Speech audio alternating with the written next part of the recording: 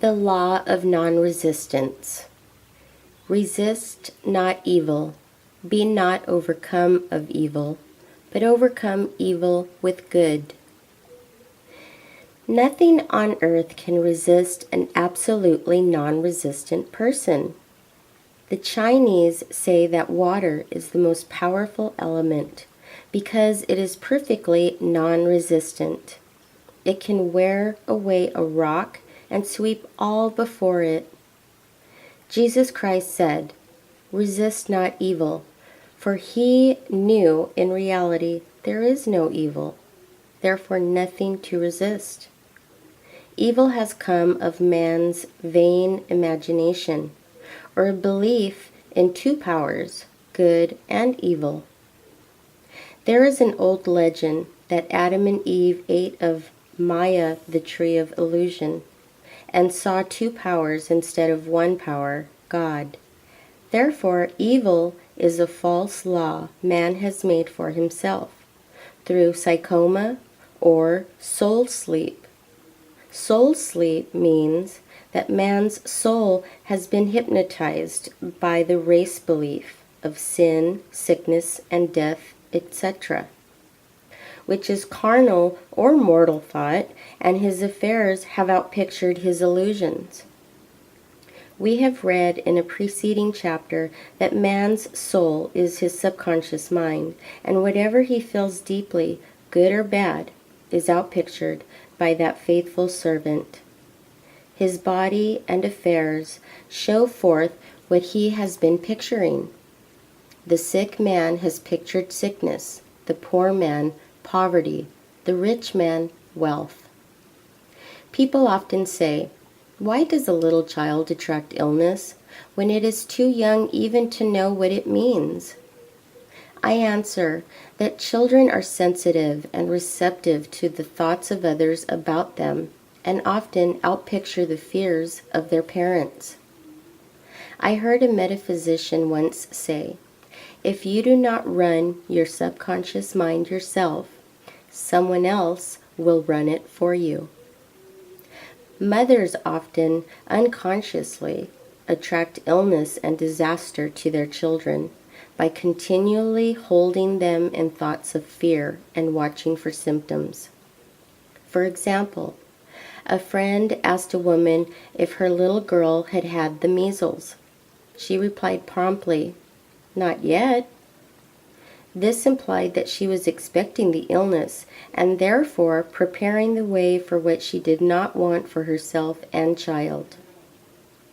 However, the man who is centered and established in right thinking, the man who sends out only goodwill to his fellow man, and who is without fear, cannot be touched or influenced by the negative thoughts of others.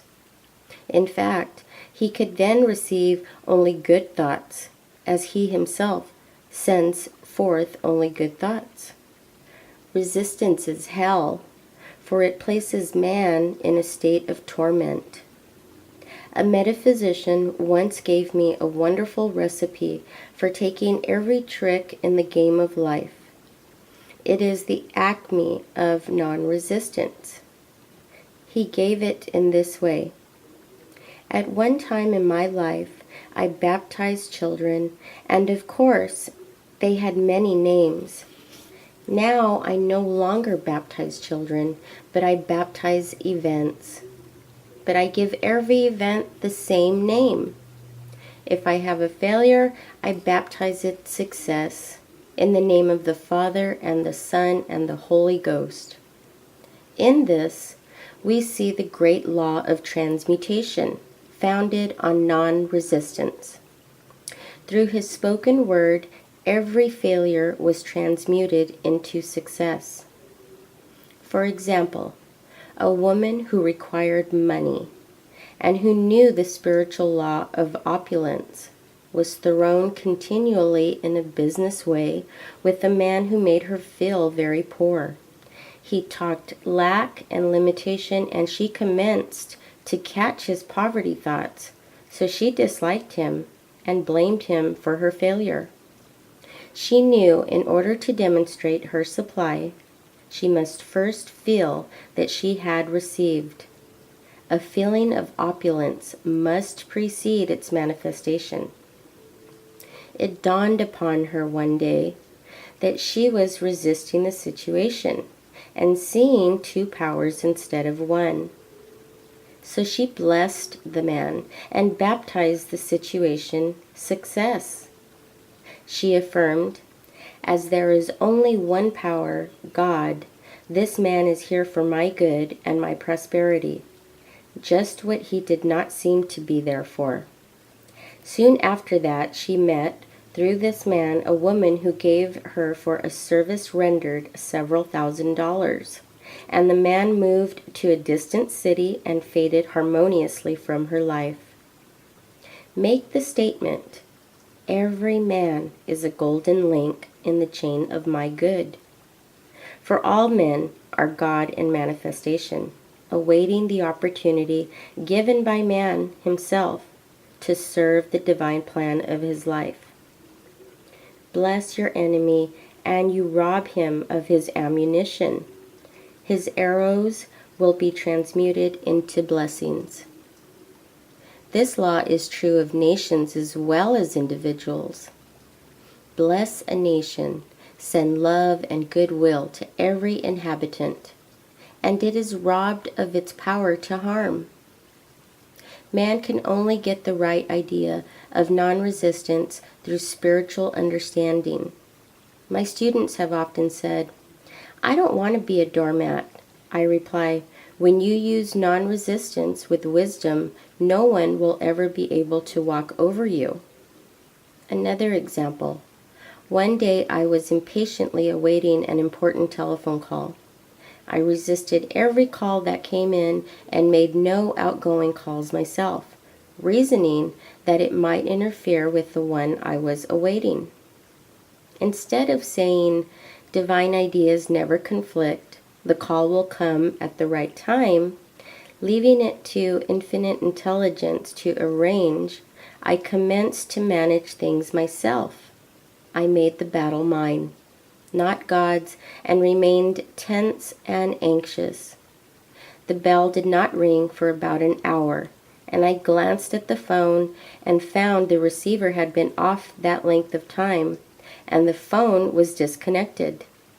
My anxiety, fear, and belief in interference had brought on a total eclipse of the telephone.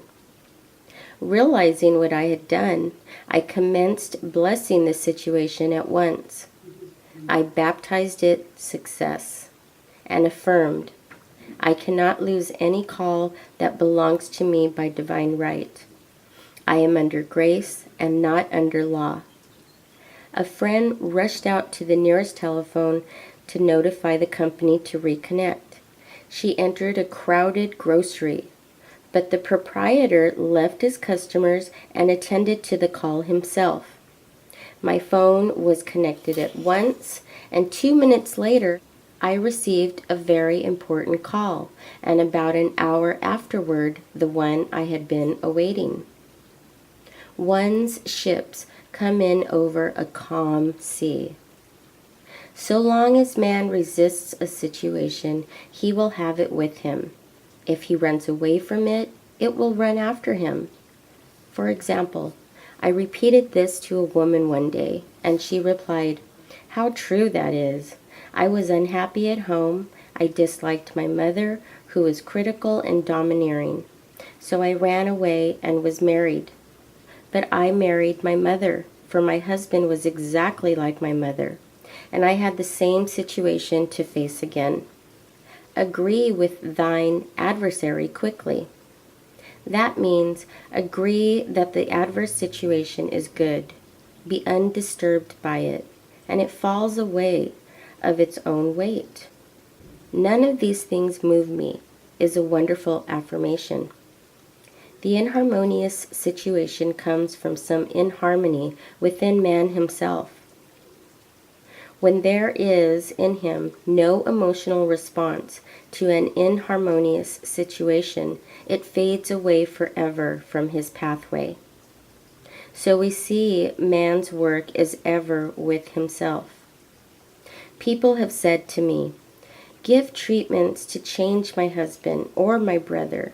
I reply, "No, I will give treatments to change you. When you change, your husband and your brother will change." One of my students was in the habit of lying. I told her it was a failure method, and if she lied, she would be lied to. She replied, "I don't care. I can't possibly get along without lying." One day she was speaking on the phone to a man with whom she was very much in love. She turned to me and said, "I don't trust him. I know he's lying to me." I replied, "Well, you lie yourself, so someone has to lie to you. And you will be sure it will be just the person you want the truth from." Sometime after that, I saw her, and she said, "I'm cured of lying." I questioned, "What cured you?" She replied, "I have been living with the woman who lied worse than I did." One is often cured of his faults by seeing them in others. Life is a mirror, and we find only ourselves reflected in our associates. Living in the past is a failure method and a violation of spiritual law. Jesus Christ said, "Behold, now is the accepted time. Now is the day of salvation." Lot's wife looked back and was turned into a pillar of salt. The robbers of time are the past and the future. Man should bless the past and forget it. It keeps him in bondage. And bless the future, knowing it has in store for him endless joys, but live fully in the now. For example, a woman came to me complaining that she had no money with which to buy Christmas gifts.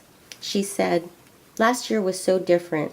I had plenty of money and gave lovely presents, and this year I have scarcely a cent." I replied, "You will never demonstrate money while you are pathetic and live in the past. Live fully in the now and get ready to give Christmas presents. Dig your ditches and the money will come." She exclaimed, "I know what to do. I will buy some tinsel twine, Christmas sills, and wrapping paper." I replied, "Do that, and the presents will come and stick themselves to the Christmas sills." This, too, was showing financial fearlessness and faith in God, as the reasoning mind said, "Keep every cent you have, as you are not sure you will get any more." She bought the sills, paper, and twine, and a few days before Christmas received a gift of several $100s.